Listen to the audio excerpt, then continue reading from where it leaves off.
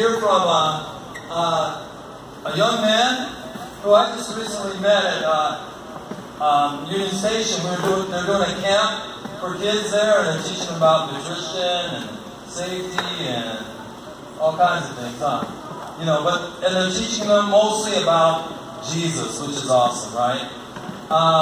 Well, one of the things I want to share with you real quick about Dylan is one thing that stood out to me about his character is that he's a very real person in his walk with God. He lets you know really what's going on in his heart and how he's been moved in his life.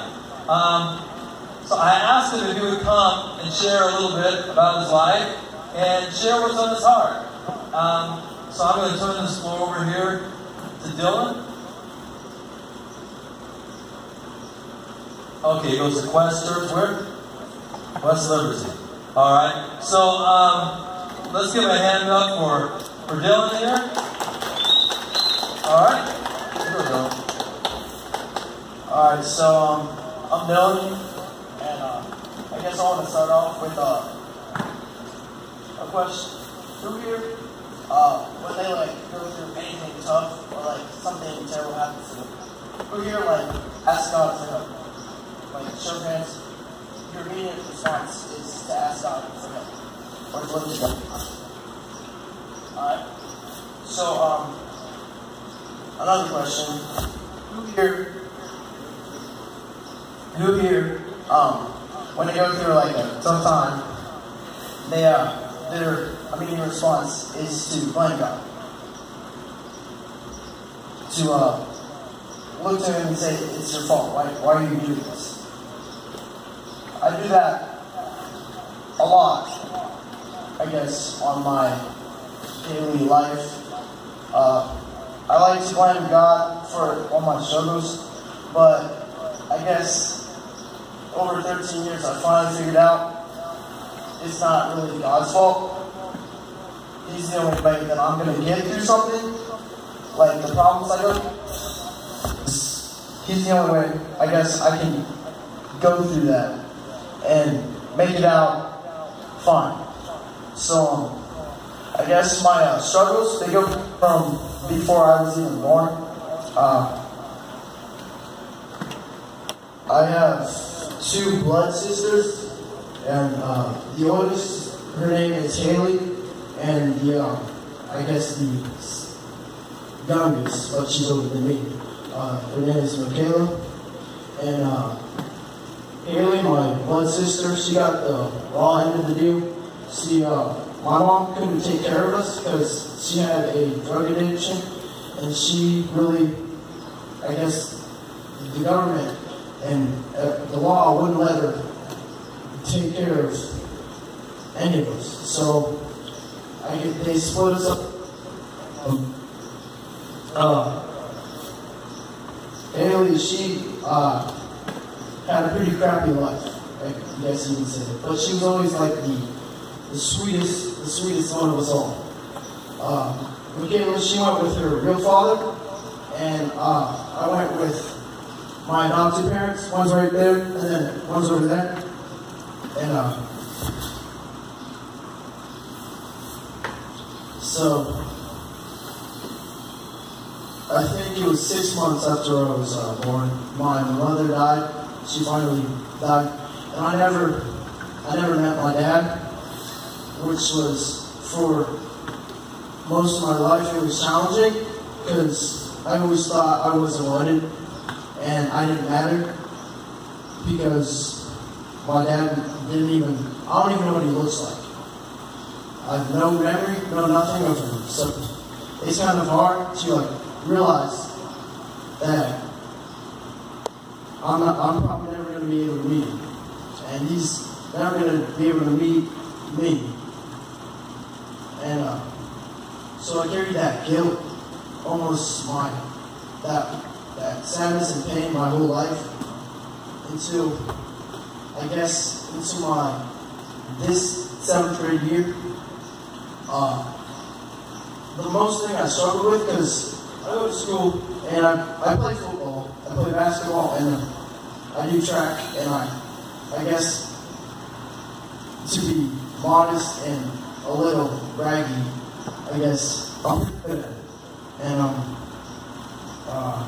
I really struggled with because I knew that everyone that I knew in my life was proud of me, and I think the hardest thing, like, I couldn't know if my real parents were proud of me, and that it always kind of affected how I feel and how I act around people.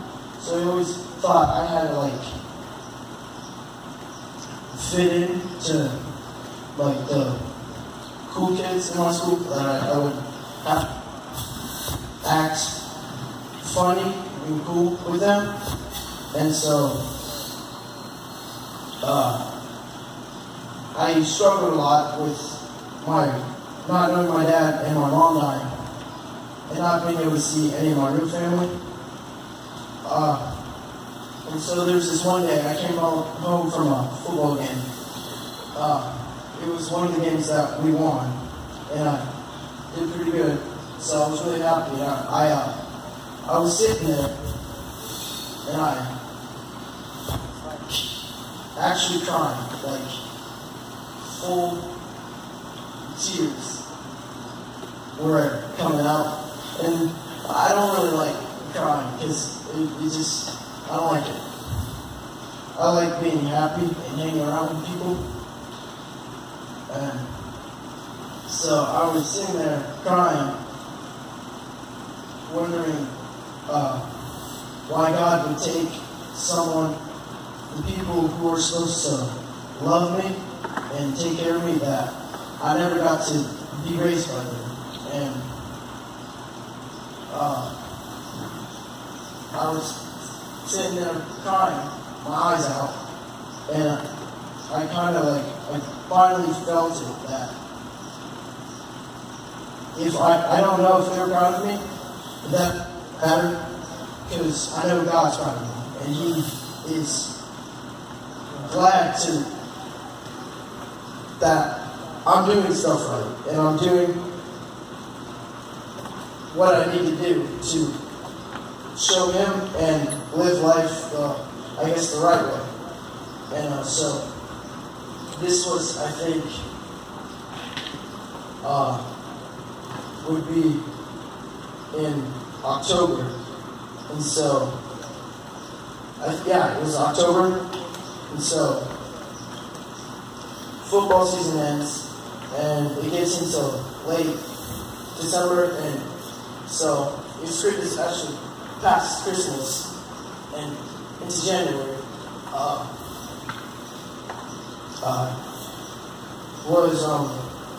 There was a 2-hour delay, so I woke up. I was pretty happy, because who doesn't love 2-hour delays? It's 2-hour delays, and I remember my mom walking up to me, and she told me that Haley committed suicide, and that it kind of just it hit me really hard, I guess. And she said that I could skip school, but I went to school anyways, because I didn't want to get too behind in math, because I was already struggling in math, and I wanted to succeed so I could go into next year somewhat prepared. And so I went to school, and I guess that was probably my biggest mistake, because I thought, I'll try to move on and forget that I'm about this struggle, and I could just move on away from it, not even try to face it.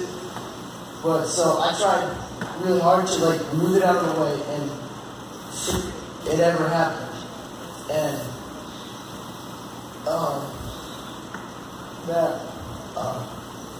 see, Haley was kind of, when I was I guess growing up, I was there with my I had 2 brothers and 2 sisters adopted with me. And see, the 2 sisters, they kind of had each other. They were like closer. And then my 2 brothers, they're actually blood brothers, but they were adopted into my family. And they always had each other. And so I was kind of like, as the youngest, I was always picked on. And who here is the youngest, like, in the family? See, you kind of know the pain of being youngest, how your older siblings can be a pain sometimes. And see, I really had no one really in my family that I felt like I could go to, except Haley, because she used to always send letters in the mail, and I'd read them and I'd send them back. And that was, we always, I felt, had like a special kind of bond, because I feel like if I could tell anyone anything I wanted to, I could tell Haley. And to realize that I wasn't going to be able to do that, I felt anger, and I wanted someone to blame. So I immediately blamed God and said, why would you take not only my mom and my dad, but my sister, my closest sister, away from me? And I went a couple of good months completely away from what I believed was the right life, and I wanted I guess you could say I went through depression, and I didn't want to listen to a single thing, or do a single thing right that I believed was what God wanted, because I blamed Him. I didn't want to follow someone who's just going to put on pain into my life. And so I go on really broken, and I realized at a point in time I was watching this movie. Who here has seen the movie Woodlawn? For those who haven't, it's about a kid. His name's Tony Nathan, and he's back in the time where segregation was breaking up, and he was put into this school where it was basically white people, all white people, and him and a couple black people were going into this school, and so he'd been to play football with them, and he went through a lot of hate from his teammates and from a lot of other people, even though they knew he was better than them, and they really hated him for it because he wasn't the same skin color. And so, as I was watching this, I started to realize that people they're going to go through a lot of pain and suffering. But later on in the movie, it talks about how this preacher guy, I forget his name, he went into this school and he was talking to them, and he converted their lives to following God. So to try to end, because there was a lot of fights in the school that he was at, and this preacher guy tries to end it with sharing the love of God with them, and it ends up completely helping and growing each of these students closer to one another, and there's pretty much an end to a lot of the fights going on at the school. And I guess that was the moment I realized I can't really blame God for it because He didn't do it. But if I want to actually get past all this pain and suffering, the best way of doing it isn't to blame him, but it's to trust him, to believe that he's going to make everything okay. Because, I mean, this world's temporary, heaven's forever. So I'd rather suffer here and party with Jesus up there for eternity rather than succeed and push pains and try to do my own thing on this road and be away from the goodness and love of Jesus. I think many people, other than me, would rather life in heaven than a life in hell. Because I don't want to go to hell. I'm scared that maybe I'm not going to make it there. I've always been scared of that. Because that's sinful. But I think the best way to, I actually know, the best way to get through anything or any problem is to trust in what God has for you. And I guess really that's all I have to say. Dylan, I want to thank you for sharing. 13 years old and to share about the realness of how God has moved in his life. You know, one of the things he said is very important, that we will go through hardships in this life, but if we stand on the rock of Jesus Christ, everything will go well. Just really quick, the one thing I have to say when I met Dylan is he told me a little bit of the story, especially about the suicide and everything. And I'm going to be honest with you. There was a question that was delivered, and the question was, if you had $10,000, what would you do with it? What would you do with it? And as we went around the room, because we're all Christians, right? There were a lot of pat answers. You know what pat answer is? The thing that, you know, the right thing to do with. Not necessarily what your heart wants to do. Well, a lot of people said, if I had $10,000, I would give, you know, to the poor and all the money to the poor and whatnot. And I kind of followed suit. I was sitting in this group and with Dylan, and I kind of followed suit. And then Dylan goes, you know, the realness is that if I had $10,000,